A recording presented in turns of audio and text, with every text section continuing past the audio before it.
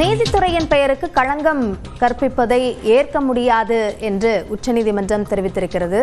இது தொடர்பான கூடுதல் விவரங்களை நம்முடைய டெல்லி செய்தியாளர் சுசித்ராவிடம் கேட்கலாம். சுசித்ரா, எந்த வழக்கில் இந்த கருத்தை உச்சநீதிமன்ற நீதிபதிகள் தெரிவித்துள்ளார்கள்?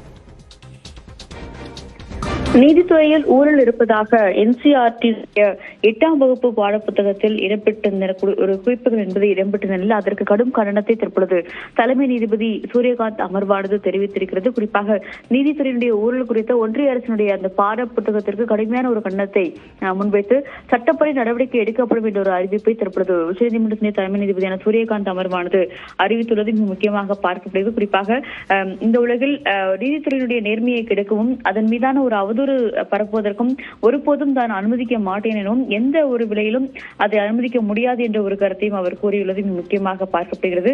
NCERT 8ஆம் வகுப்பு பாடப்புத்தகத்தினுடைய ஒரு அத்தியாயத்தில் நீதித்துறையின் குறித்த ஒரு ஊழல் குறித்த ஒரு பல்வேறு கருத்துக்கள் என்பது இடம்பெற்றுள்ளது. குறிப்பாக நீதித்துறையினுடைய வழக்குகள் என்பது நெடுநாட்களாக கிடப்பில் போடப்பட்டுள்ளது. போதிய நீதிபதிகள் இல்லை என்ற ஒரு கருத்துக்களும் அந்த பாடப்புத்தகத்தினுடைய அத்தியாயத்தில் இடம்பெற்றிருக்கும் நிலையில் அந்த விவகாரத்தை தாமாக முன்வந்து சுமோட்டோ வழக்காக பதிவு செய்து விசாரணையை உச்சநீதிமன்றமானது விசாரிக்கும் என்ற ஒரு அறிவிப்பையும் தற்பொழுது இன்று காலை அதாவது நீதிமன்றத்தின் அளவில் தொடங்கிய உடனேயே தலைமை நீதிபதி அமர்வானது தெரிவித்திருக்கிறது.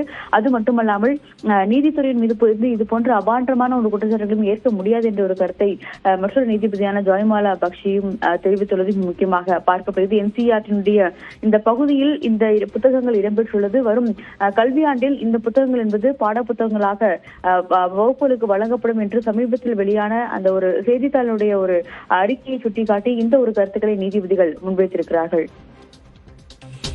விரிவான விவரங்களுக்கு நன்றி சுசித்ரா.